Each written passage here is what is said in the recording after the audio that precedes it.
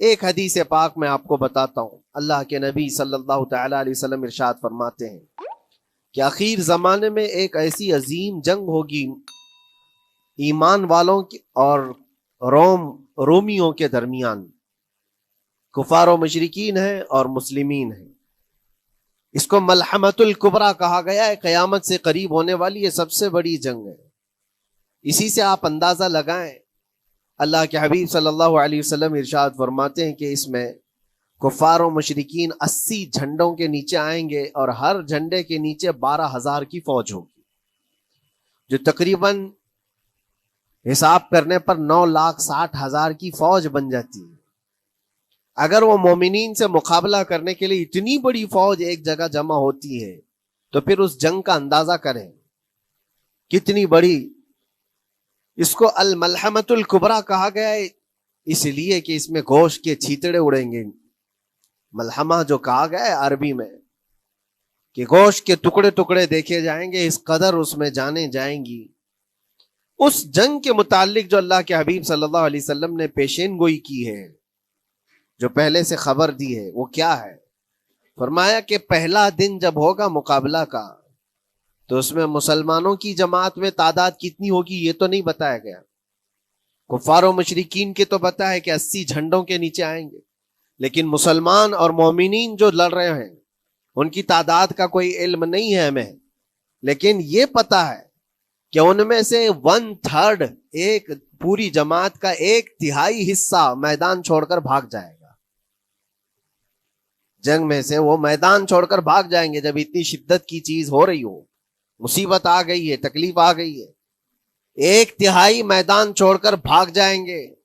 اور ان پر کیا فرمایا حضور پاک صلی اللہ علیہ وسلم؟ فرماتے ہیں وہ دنیا کے روئے زمین کے بدترین لوگ ہوں گے، ان کی توبہ بھی قبول نہیں ہوگی. وہ سب سے بدترین لوگ ہوں گے، پیٹ دکھا کر جو نکل چکے ہیں. دوسرا مرحلہ آئے گا، دوسرا پڑاؤ. یہ ایک بہت سخت سٹرگل کرنے والا میدان ہے، مصیبت اٹھا رہے ہیں، مشقت اٹھا رہے ہیں. دوسرا دن ایسا ہوگا کہ مومنین کی جماعت کا 1/3 1/3 حصہ شہید ہو جائے گا، قتل ہو جائیں گے. سوچو یہ بہت بڑی بات ہے. یہ دونوں چیزوں پر میں آج آپ سے گفتگو کرنا چاہتا ہوں. 1/3 حصہ میدان چھوڑ کر بھاگ جا رہا ہے اور 1/3 حصہ قتل ہو گیا، شہید ہو گئے. بچے کتنے ہیں؟ 1/3. لاسٹ میں 1/3 حصہ بچا ہے. یعنی ایک میں اگر 3 پارٹ کریں تو 2 پارٹ تو ختم ہو گئے، 1 پارٹ بچا ہے. اور اللہ کے نبی صلی اللہ علیہ وسلم فرماتے ہیں اللہ رب العزت اس آخری 1/3 حصے کو فتح مبین عطا فرمائے گا. فتح تو ہے ان کی، فتح ہوگی ان کی، لیکن جو حصہ بچا ہوگا وہ آخر کا 1/3 حصہ ہوگا. اب اس پر مجھے عرض یہ کرنا ہے، مومنوں کو اگر فتح دیکھنا ہے، اللہ کی نصرت اور مدد دیکھنی ہے، تو یہ 2 چیزیں تو برداشت کرنی پڑیں گی. کون سی؟ پہلی چیز اپنوں کا چھوڑ کر بھاگ جانا، اور دوسرا اپنوں کا اپنے سامنے مر جانا. یہ دونوں چیزیں ہمیں دیکھنا پڑے گا. بہت سارے ایسے ہوں گے جو چھوڑ کر جا چکے ہوں گے، دامن چھڑا رہے ہوں گے، بھاگ چکے ہوں گے، اور کچھ وہ ہوں گے جو لڑتے لڑتے اپنی جان دے چکے ہوں گے. یہ دونوں بھی بہت سخت مسئلے ہیں میرے عزیزوں. انسان کو یہ پگھلا دیتی ہیں چیزیں. اگر آپ کو ایسا لگے کہ میرے اپنے جاننے والے لوگوں میں سے کچھ لوگ مجھے چھوڑ کر بھاگ جا رہے ہیں، تو یہی انسان ٹوٹ جاتا ہے. اس کے دل کی کیفیت بدلنے لگ جاتی ہے، وہ پھر مایوسی کا شکار ہونے لگتا ہے. میری جماعت میں 100 لوگ تھے، 90 تو بھاگ رہے ہیں، 10 کیا کریں گے؟ اس کا اندر سے جو عزم تھا، حوصلہ تھا، وہ ڈاواں ڈول ہونے لگ جاتا ہے. اپنوں کا چھوڑنا یہ بہت بڑی آزمائش ہوتی ہے.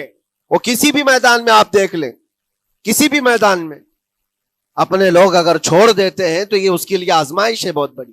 اور دوسری آزمائش تو یہ ہے، بچے آدھے تھے، اس میں سے تو آدھے انتقال کر گئے. کبھی میرا عزیز دوست، کبھی میرا عزیز مشورہ دینے والا مشیر، کبھی بہت زیادہ مجھے سپورٹ کرنے والا، ایسے لوگ جب انتقال کرنے لگ جائیں تب پھر آدمی پھر ٹوٹ جاتا ہے. کچھ تو بھاگ گئے اور کچھ تو قتل ہو گئے. میں کیا کروں گا؟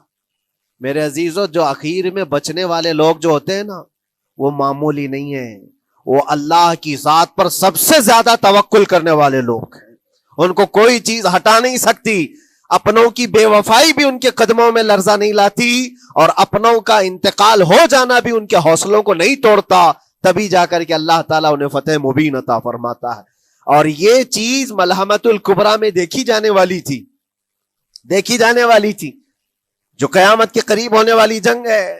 لیکن میرے عزیزوں آج ہم نے اپنی آنکھوں سے یہ مشاہدہ کیا ہے، غزہ کی سرزمین پر فلسطین میں 15 مہینے کے بعد آج صہیونی حکومتیں اور یہودی غاصب حکومتیں صلح کرنے پر اور ایگریمنٹ کرنے پر مجبور ہو گئی، دنیا ان کے منہ پر تھوک رہی ہے، تم 50,000 سے زیادہ لوگوں کو قتل کر کے صرف 200 لوگوں کو چھڑانے کے لیے آج بھی فتح کا جشن منا نہیں پا رہے ہو، بلکہ پھر جھک کر کے ان کے ساتھ معاہدہ ایگریمنٹ کرنے پر مجبور ہو۔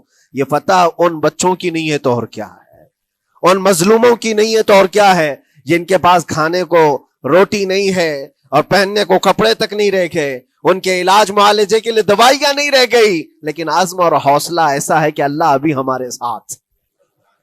میرے عزیزوں ان کے توکل اور ان کے عزم کے متعلق یہ صرف اور صرف اخبار کی باتیں نہیں ہیں، سوشل میڈیا کی باتیں نہیں ہیں، مخبر صادق رسول کریم صلی اللہ علیہ وسلم نے 1400 سال پہلے ہی بشارت دی تھی۔ اللہ کے نبی صلی اللہ علیہ وسلم فرماتے ہیں کہ دمشق کے ابواب یا پھر بیت المقدس کے آس پاس رہنے والوں میں ایک جماعت ہمیشہ قیامت تک ایسی رہے گی جو حق کے لیے لڑتی رہے گی۔ حضور پاک صلی اللہ علیہ وسلم فرماتے ہیں حق کے لیے وہ لڑتی رہے گی، قیامت تک ایک جماعت ہوگی، اور ان کی فضیلت میں میرے آقا فرماتے ہیں کہ ان لا یضرهم خذلان من خذلهم، ان کو دھوکہ دینے والوں کا دھوکہ ان پر کچھ اثر نہیں کرے گا، یا پھر ان کو چھوڑ دینے والے یا ان کی بات نہیں کرنے والے، یہ سب چیزیں ان کو کچھ بھی ضرر نہیں پہنچائیں گی۔ میں اس سے قبل اسی مسجد میں آپ کے پاس اس حدیث کو دہرا چکا ہوں، بیان کر چکا ہوں۔ اللہ کے نبی صلی اللہ علیہ وسلم فرماتے ہیں ان کو کوئی چیز نقصان نہیں پہنچائے گی، دھوکہ دینے والوں کی دھوکہ دڑی ان کا کچھ نقصان نہیں پہنچائے گی۔ آپ ہو سکتا ہے سوال کریں، عمارتیں ٹوٹ کر راکھ میں بدل گئی، ہزاروں بچے قبروں میں سو گئے، کتنی عورتیں بیوہ ہو گئیں، کتنوں کے گھر اجاڑے گئے، کتنوں کے ہاتھ پیر توڑے گئے ہیں، بمباری میں وہاں پر کون صحیح سلامت رہا، 2 لاکھ کے قریب لوگ متاثر ہوئے، اور مولانا آپ کہتے ہیں حضور نے فرمایا حدیث میں ان کو کچھ نقصان نہیں ہوگا۔ یہ نقصان نہیں ہے تو اور کیا ہے؟ ہو سکتا ہے آپ کے ذہن میں یہ سوال گردش کر رہا ہو، آپ بار بار یہ سوچ رہے ہوں گے اللہ کے نبی نے فرمایا ان کو کوئی چیز نقصان نہیں دے گی، دھوکہ دینے والوں کی دھوکہ دڑی سے ان کا کچھ بگڑے گا نہیں۔ اتنا تو بگڑ چکا پورا راکھ میں بدل گئے، علاج کرانے کے لیے دوائی تک نہیں ہے، تو پھر کیا؟ اللہ کے نبی نے کیا فرمایا کہ ان کو نقصان نہیں پہنچے گا، ان کو ضرر نہیں ہوگا۔ پھر یہ ساری تکلیفیں اور یہ ضرر کیا ہے؟ میں بتاتا ہوں میرے عزیزوں، جسم کا نقصان، جان کا نقصان، مال کا نقصان، جائیداد کا نقصان، یہ اللہ کے نبی نے نہیں فرمایا۔ یہ نقصانات مومن کے لیے کوئی معنی نہیں رکھتے، اگر ایمان سلامت ہے تو پوری کائنات سلامت ہے، اور یہ اللہ تبارک و تعالیٰ نے آج تک ان کے ساتھ رکھا ہے، ان کا ایمان محفوظ ہے، ایمان موجود ہے، جس کی وجہ سے یہ سارے نقصانات کچھ معنی نہیں رکھتے۔ اس لیے کہ یہ تکلیفیں، یہ جو ساری مصیبتیں آئی ہیں، اس پر تو اللہ تعالیٰ نے اجر عظیم کا وعدہ فرمایا ہے، اجر عظیم کا وعدہ فرمایا ہے۔ ہاں اگر ایمان ہی چلا جاتا تو پھر کون سی جنت ملتی، کون سی خوشبو جنت پاتے؟ کچھ نہیں ہوتا۔ ایمان سلامت ہے، جس کی وجہ سے انہیں دنیا میں بھی اللہ سرخروئی عطا فرمائے گا۔ ایک بھی جگہ سے کہیں ان نہتے مسلمانوں کو جو غریب مظلوم ہیں اور ٹوٹے پھوٹے ہاتھوں اور ٹکڑے پہنے ہوئے بچے ہیں، ان کو کوئی یہ نہیں کہتا کہ یہ ظالموں کے لوگ ہیں، بلکہ ہر کوئی یہ کہتا ہے ایک ظالم کے خلاف جس کے پاس دنیا کے سارے آئٹم پاور ہیں، لیکن یہ نہتے بچے کھڑے ہیں، دعائیں بھی ان کے ساتھ ہیں اور رحمت الہی بھی ان کے ساتھ ہے۔ سلام ہے ان غزہ کے مظلومین کو